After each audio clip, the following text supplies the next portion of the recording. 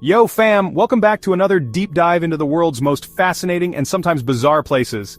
Today, we're taking you on a journey to a place that defies the norms and challenges our understanding of community and culture. Today, we're diving deep into South Africa, a country known for its rich history, diverse cultures, and breathtaking landscapes. But hold on, we're not here for the usual safari adventure or to explore the bustling cities. We're talking about Orania, ever heard of it? It's a small town that stands out for reasons you might not expect. Nestled in the heart of South Africa, Orania is unlike any other place in the country. No? Well, buckle up, because it's wild. This isn't your typical travel destination. Orania is a place with a unique story, one that raises eyebrows and sparks debates. Imagine a town where everyone is white, and I mean everyone. In a country celebrated for its diversity, Orania is a stark contrast. It's a town where the residents have chosen to live separately from the rest of the nation. They speak Afrikaans, a language with deep roots in South African history, and they follow a strict cultural code that sets them apart. This isn't just a community, it's a statement. Born in 1990, right as apartheid was breathing its last, Orania emerged as a kind of time capsule. While the rest of South Africa was moving towards a new era of unity and equality, Orania chose a different path. Orania was like a time capsule stuck in the past. The town's architecture and way of life reflect a bygone era, making it feel like you've stepped back in time. It was built on this idea of Afrikaner self-determination, a concept that has been both praised and criticized. The residents of Orania believe in preserving their cultural heritage and way of life. They see Orania as a safe haven for white South Africans who felt threatened by the new Rainbow Nation. It's a place where they can live according to their values and traditions, without outside interference. Now you might be thinking, Trevor, is this even legal? That's the crazy part. It is. Despite the controversies, Orania operates within the bounds of South African law. South Africa's constitution allows for self-determination, a principle that Orania has embraced wholeheartedly. This legal framework has enabled the town to exist and thrive, despite the challenges and criticisms it faces. And Orania, well, they took it and ran with it. The residents are determined to maintain their way of life, and they've built a community that reflects their values and aspirations. Whether you agree with it or not, Orania is a fascinating example of how people can create a unique space within a larger, diverse nation. So what's the big idea behind Orania? This small town in the northern Cape of South Africa has a vision that sets it apart from the rest of the country. They call it Volksstad, an independent Afrikaner state within South Africa. The concept of a Volksstad is rooted in the desire for a self-governing homeland for the Afrikaner people, who are descendants of Dutch settlers. Think of it like a nation within a nation. Orania operates with a high degree of autonomy, managing its own affairs and maintaining its own infrastructure, separate from the South African government. Their goal? To preserve their language, culture, and heritage. The Afrikaner community in Orania places a strong emphasis on maintaining their traditions, from language to cultural practices, ensuring that their way of life is passed down through generations. They believe in self-reliance, hard work, and traditional values. The residents of Orania take pride in their ability to sustain themselves through agriculture, craftsmanship, and other trades, fostering a sense of independence and resilience. Think of it like a really strict HOA, but instead of regulating lawn ornaments, they're regulating culture and language. The community has strict rules and guidelines to ensure that their cultural and linguistic heritage is preserved and respected by all residents. They even have their own currency, the Ora. Talk about commitment. The Ora is a symbol of their economic independence and a practical tool for local trade, reinforcing the town's self-sufficient ethos. But here's the kicker. Orania only allows white people to live there permanently. This policy has sparked significant controversy and debate both within South Africa and internationally, as it raises questions about racial segregation and inclusivity. Yep, you heard that right. It's 2025, and segregation is still a thing in this corner of South Africa. Crazy, right? In a world that is increasingly interconnected and diverse, Orania's approach stands out as a stark contrast, prompting discussions about the future of such communities in a modern society. Okay, now let's get hypothetical. What if there were 10 Oranias scattered across South Africa? Imagine a scenario where these isolated communities are not just a single anomaly, but a widespread phenomenon. Each Orania would be a self-contained bubble, operating independently from the rest of the country. This would mean 10 times the cultural isolation, with each community adhering strictly to its own set of values and traditions, completely detached from the diverse cultural tapestry that makes up South Africa. Imagine 10 times the cultural isolation, where each community is like an island, cut off from the rest of the nation.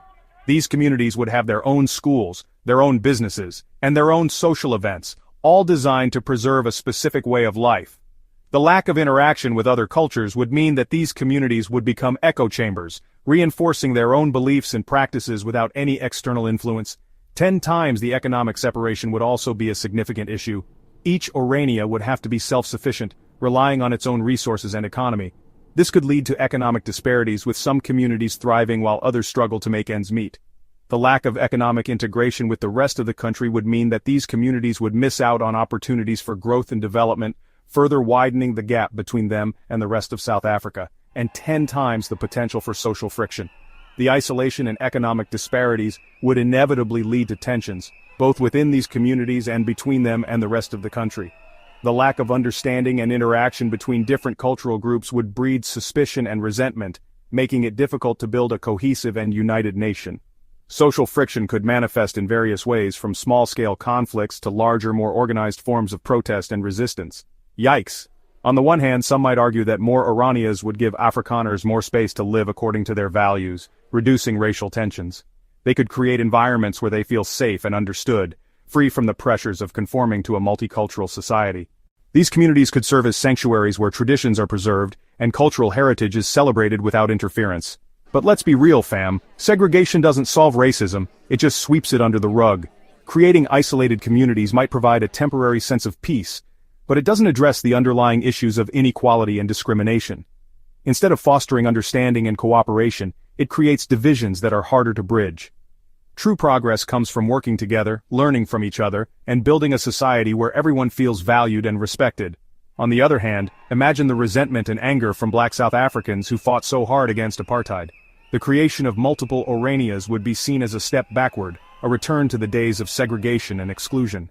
It would be a painful reminder of the struggles and sacrifices made to achieve a more inclusive and equitable society. The anger and frustration could lead to increased social unrest, with people taking to the streets to protest against what they see as a betrayal of the principles of equality and justice. 10 Oranias would be like 10 open wounds, constantly reminding them of the injustices of the past. These communities would stand as symbols of division and exclusion, making it difficult to heal the wounds of history.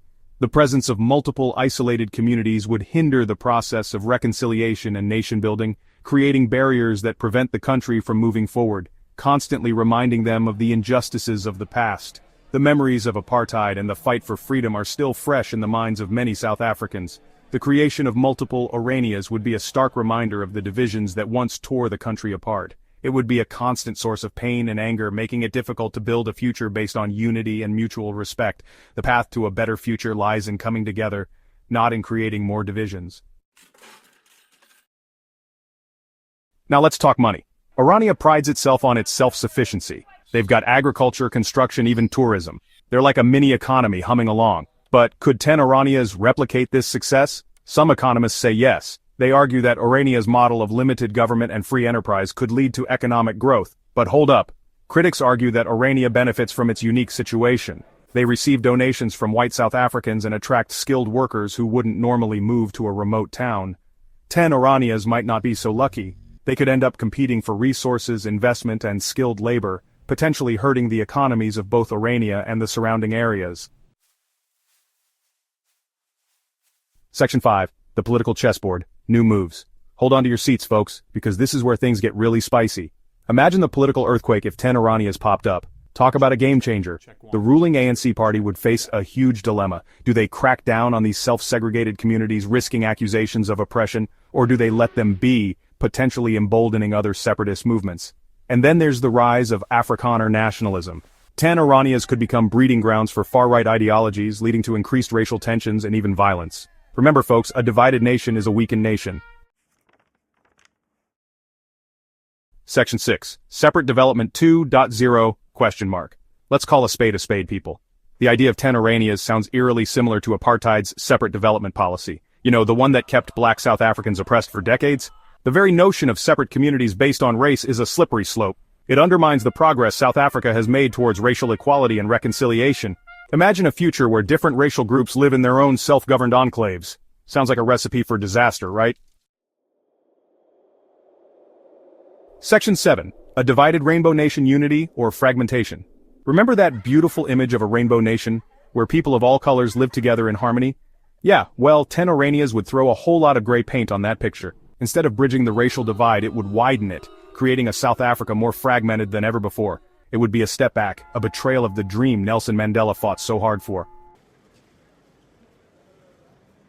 Section 8. Beyond the Horizon, a Speculative Future. Now, I'm not a fortune teller, but I can tell you this. The future of South Africa depends on its ability to heal the wounds of the past and build a truly inclusive society. 10 Oranias would be like pouring salt on those wounds. It would send a message that segregation is acceptable, that racial divisions are insurmountable. Imagine a future where fear and mistrust reign supreme, where the dream of a united South Africa fades into oblivion. Not a pretty picture, is it? Section 9. South Africa at a crossroads. Which path to choose? So here we are at a crossroads. Down one path lies unity, equality, and the fulfillment of the Rainbow Nation dream. Down the other lies division, segregation, and the ghost of apartheid. The choice is clear, fam. South Africa cannot afford to repeat the mistakes of the past. It's time to tear down the walls that divide us and build bridges of understanding and reconciliation.